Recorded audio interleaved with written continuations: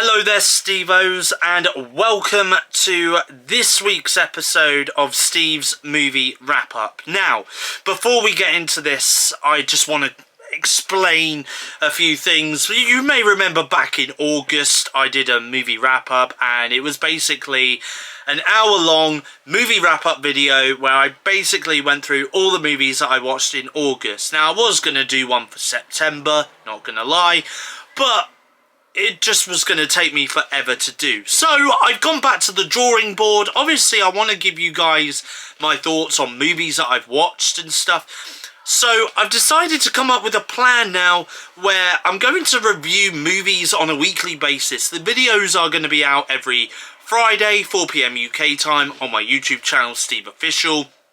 And it's obviously just going to be me rambling on, talking about the movies that I've watched throughout the week, and obviously giving you my thoughts on the films as well. And obviously all these reviews that I'm going through are from my Letterboxd account as well, which I will leave linked down below. If you'd like to give me a follow over on Letterboxd, you're more than welcome to. So without further ado then, let's start off with our first review then of this week. There's 19 movies to get through. So we're going to start off with our first movie, which is The Creator. Now, I gave this movie a 3.5-star review. So Gareth Edwards, the guy who directed Star Wars Rogue One, has directed The Creator, and it was great. I did enjoy the movie itself. I thought visually it was great. Lots of explosions going on, and was about artificial intelligence taking over the world pretty much after a nuclear bomb was set off in LA. AI got to a point where they didn't want to be treated as slaves anymore. There was some light-hearted moments in this movie which I really loved, and if I was to watch this movie over and over again, there's probably some quotable moments in this as well, which I did find funny at times. I would say that this film, however, isn't as original as I thought it was going to be. They took some ideas from other futuristic sci-fi movies you may have seen in the past and pasted them into this movie. It's a shame because had the story been slightly more original, I think for me, I would have given this either half a star or a star more than I did for this rating. It's still a solid watch and a great one to be seen in cinemas. The set designs were amazing, the visual effects were stunning, and even the music score as well felt quite dramatic in places that it needed to be. I also loved the fact that the movie was split into little sections as well, which I thought was a rather nice touch. I know that sometime later this year we will probably see this movie hitting Disney Plus internationally, as it is a 20th Century Studios production movie. So therefore, I'll likely rewatch it again when it's released on the streaming service later this year. And if it's not released then it'll be released probably at the beginning of 2024. VHS 85 was the next movie that I watched, which I gave a 3-star rating on Letterboxd. I travelled back to the year 1985 to watch the horror anthology movie VHS 85, which has become an annual movie. I have watched a few of these in recent years. I believe I started watching them from around 2021, but I will say that this movie is better than the ones I have seen in previous years. It does make me wonder if Shudder and Bloody Disgusting will do another one next year for Halloween, and what year will it be set to? Scott Derrickson joins the crew for VHS 85, which is probably why I enjoyed this movie a lot more. There was probably 1 or 2 stories within this anthological movie that I thought could have been better, but I will say that I wish that I was a character in this movie. There's at least 2 stories I can see here where the characters get shot by guns or something along those lines, but the characters are able to get back up and start killing others again.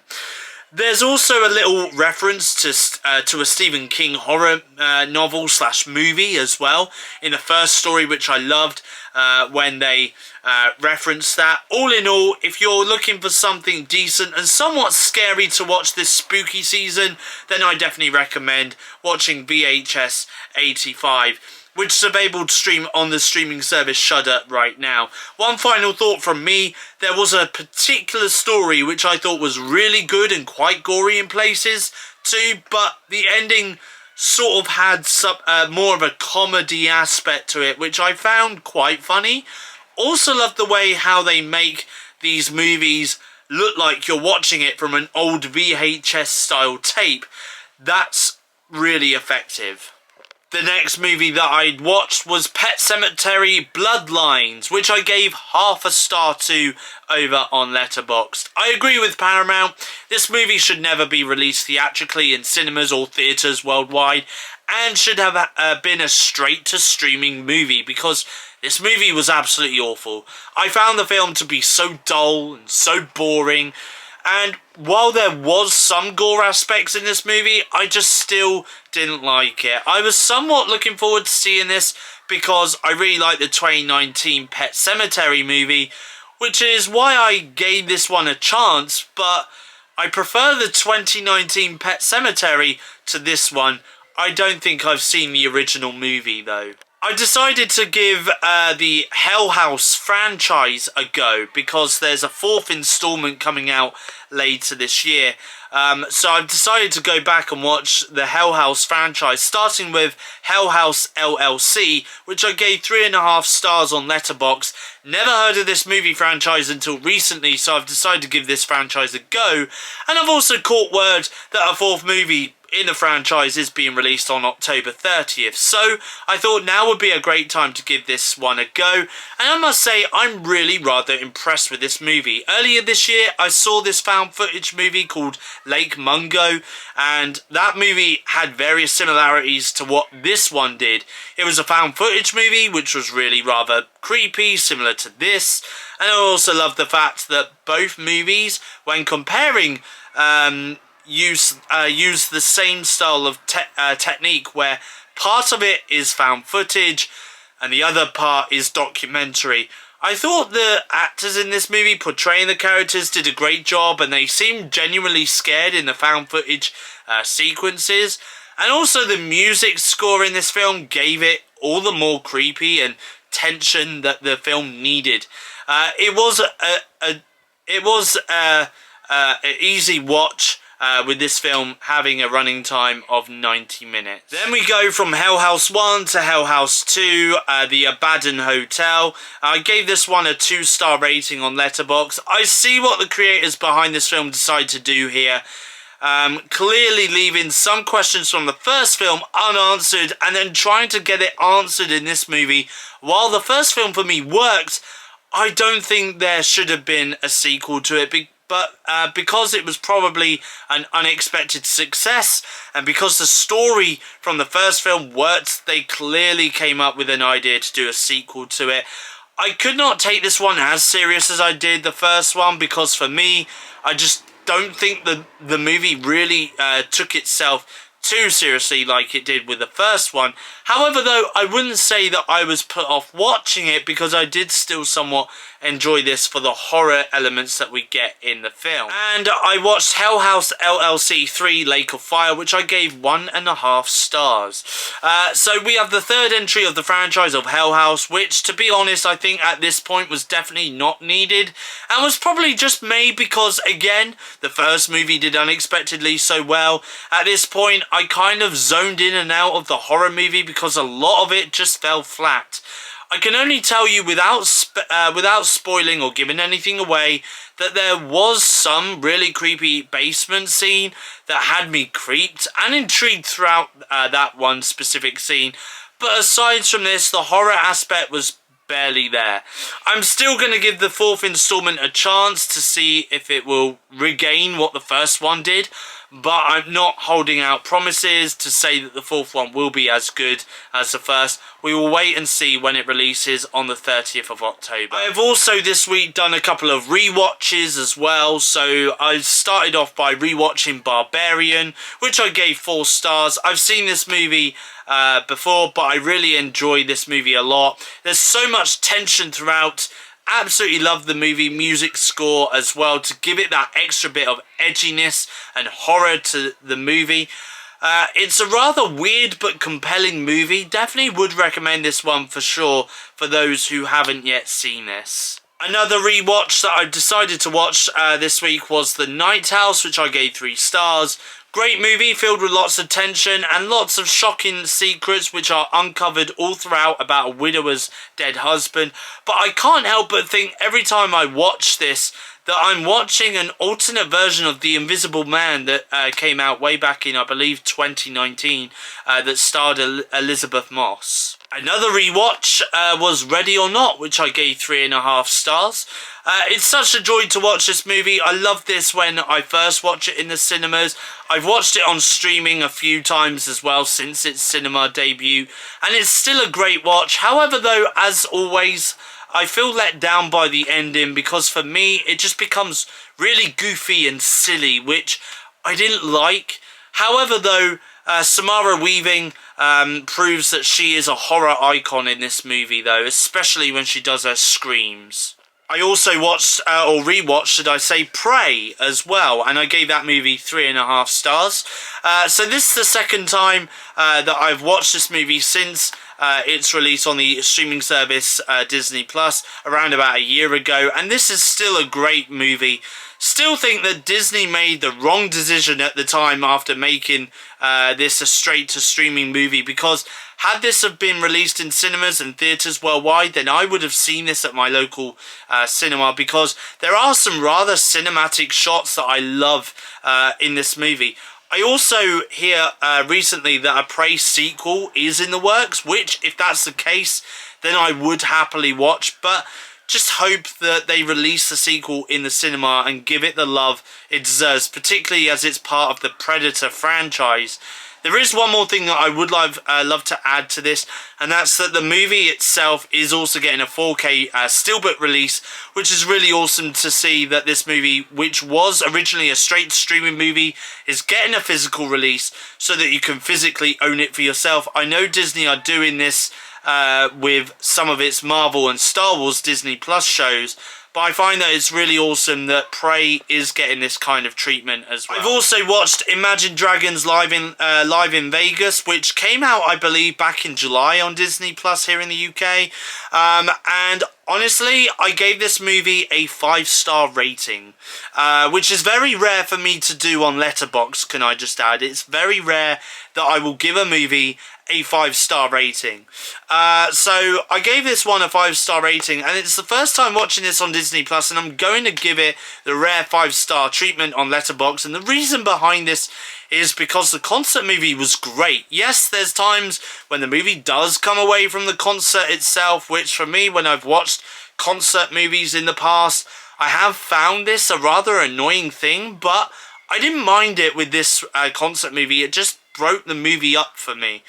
I have also given it 5 stars because it's Imagine Dragons, a band that I have loved in the past with their songs, and even today the songs that they've released recently have been so awesome, and hearing them playing these songs at the Las Vegas movie was pretty awesome.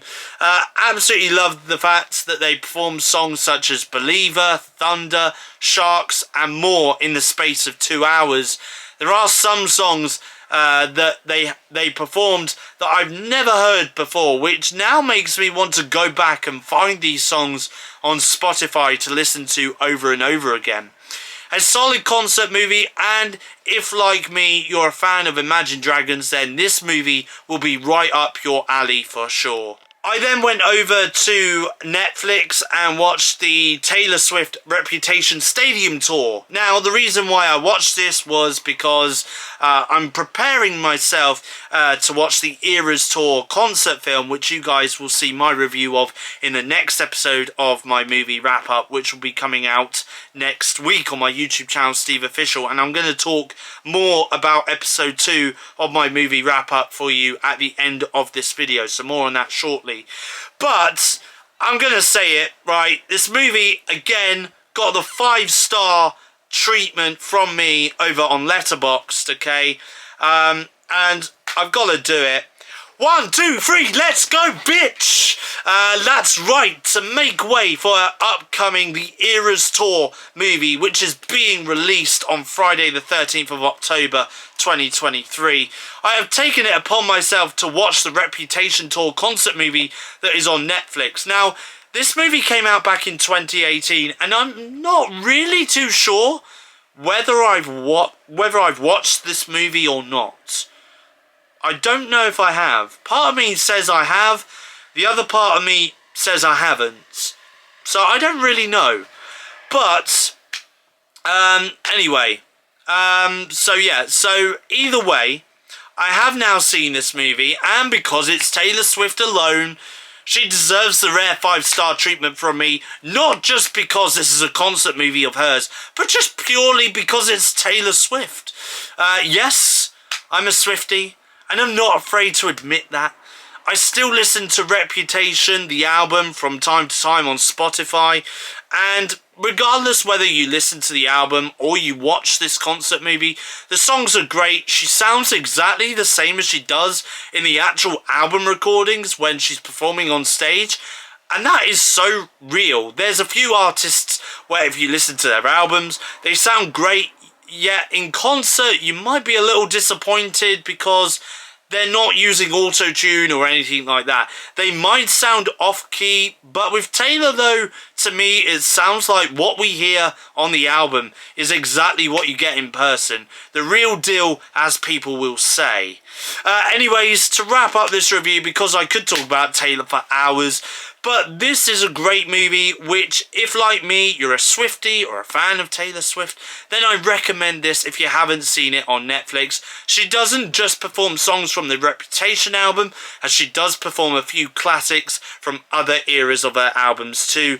Also, very quickly, want to say that Taylor looked absolutely flawless in all her outfits she wore in this concert movie too. She is such a stunning artist. Another movie that I've rewatched this week over on Amazon Prime Video was On the Line. This is the second time that I've watched this on Amazon Prime Video, and I will admit that this is still a great movie.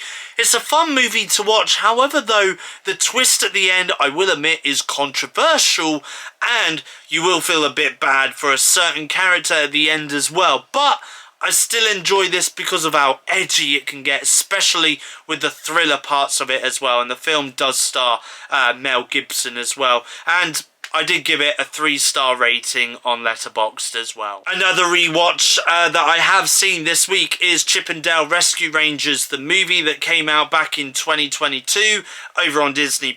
I gave this movie a 4.5-star rating. Second time watching this, and I really enjoyed this movie so much. It's so fun with so many references. I really love the ugly Sonic character in this. Ugly Sonic is still really creepy, to be honest, in this movie, not gonna lie, but I still love this movie so much, no doubt. I'm surprised that this is my second rewatch of the film since its release on Disney+, as I would have thought I would have watched this more than I have. The next movie I watched, which again is over on Disney Plus worldwide, is a film called Underwater. This is the first time that I watched this movie, to be honest. It's something that I've been wanting to watch for quite a while, but I just never got round to watching it. And it came out back in 2020 as well, so I'm surprised that it's taken me 3 years to give this film a watch. But I gave it 3 stars over on Letterboxd. First time I've watched Underwater on Disney+. This is actually a movie I've kept me in to watch, and I'm glad that I have watched it now, because while this isn't the best movie I have seen, I will say this is one of those creature features that I can safely say that I enjoyed. Kristen Stewart was great in her role, and this movie at times was tense as well. Definitely would recommend this movie to those looking for a creature feature movie to watch. I will say that the design of the aliens that we see throughout the movie as well were really awesome as well. The next movie I rewatched recently over on Netflix is The Texas Chainsaw Massacre. This isn't the original, this is the 2022 one.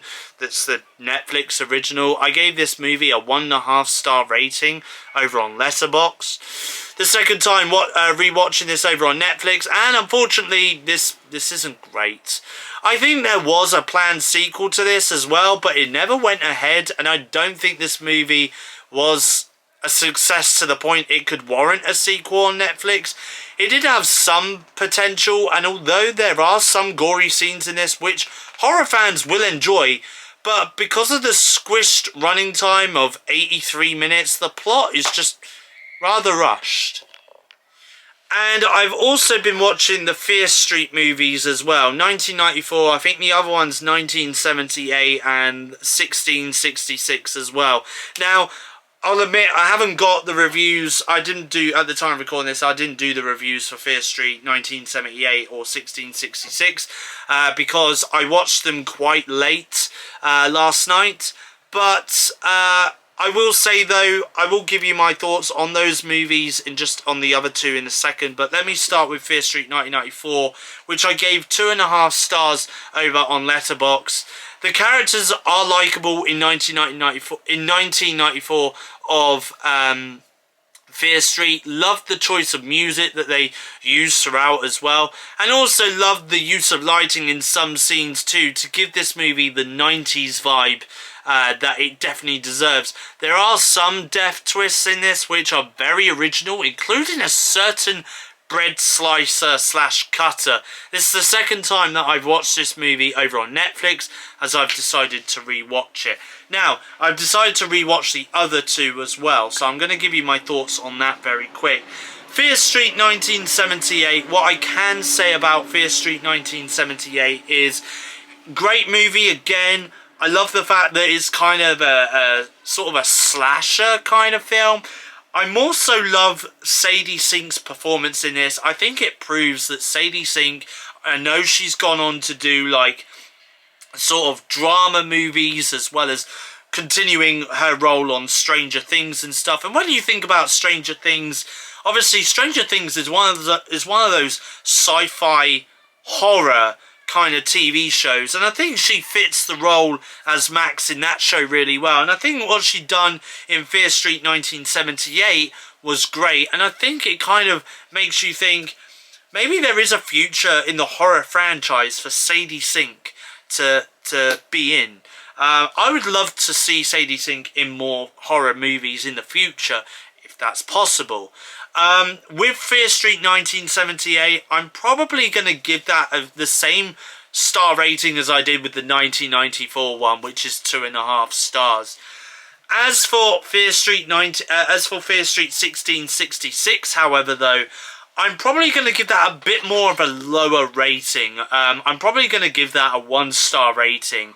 And the reason being is because for me, it just didn't work. I know it went back to the origins of the story and stuff like that, and I know that it wraps it up nicely as well, but for me, it just felt more of like a period drama than it did a horror movie. Yeah, so for me, that one didn't work, but I will still say that I did appreciate the performances that the actors gave in this. Again, Sadie Sink was amazing in this movie as well, but it's just a shame that, for me, this one didn't work as well as the part 1 and part 2 of the Fear Street franchise. But, you know, it's still there, it still exists, you know, it's watchable, I guess you could say, especially as it kind of ties the entire story together. And what I will say very quick as well is I know that Netflix, I think they're planning to do some more stories based around like Fear Street and stuff, which I'm quite open to watching, especially if they're kind of going to go into the horror direction. I don't want it to end up being similar to what this Fear Street trilogy was, though, however, where it started off great with the horror aspect and stuff, and then we get to the last movie, which is just kind of reminded me of just watching a period drama, really. But, you know, I will say, though, and again, I will give the movie credit where credit is due. The costume designs for 1666 was great as well. So there is that aspect as well. So there we go. That is all the movies that I've watched this week on various different streaming services, Disney+, Netflix, and Amazon Prime Video as well. Obviously, there is going to be more episodes of Steve's Movie Wrap-Up coming up every week on a Friday. 4 PM UK time is when that's going to be coming out for you. However, though, like I said earlier in this video, which I'm just going to go back to, next week's movie wrap-up video is going to be released at a later date. I'm going to release the movie wrap-up on Sunday, the 22nd of October, is when that's going to be coming up, okay? And the reason being is you'll find out in the weekly vlog that's coming up the day after that, on Monday the 23rd of October. You'll find out why I delayed the movie wrap-up until then. So what I will do is, if things do come up, if I know things are coming up in the future on a Friday or whatnot, or if I'm not about, etc, etc, I will always let you guys know one way or another, either via my community notes on my YouTube channel, SteveOfficial. Okay, I'll always try and keep you updated there. If not, then I will try and keep you guys updated or posted in a vlog or in this series as to when my next upload will be, okay? But what I will say is your next movie wrap-up episode is coming up on Sunday next weekend, Sunday the 22nd of October, normal time, 4 PM UK time, and then from there we should be back to Friday uploads at 4 PM UK time, okay? So there we go. But that's all from me. Thank you for watching. I hope you guys enjoyed this video, this movie wrap-up. If you've seen any of the movies that I've watched recently, please feel free to let me know in the comment section down below what you think of those movies. I'd love to hear from you guys. Keep your comments clean and positive as always. Do appreciate it. And of course, if you do want to follow me on Letterboxd, I'll leave that linked in the description box down below. But if you enjoyed this video, please give it a thumbs up. If you are new around here and are not yet subscribed to my YouTube channel, SteveOfficial, then feel free to hit that subscribe button down below to become a Stevo. But until my next YouTube video, which will be out on Monday, the 16th of October, which will be my weekly vlog. Until then, it's goodbye. Thanks for watching, and I will see you guys again in my next YouTube video.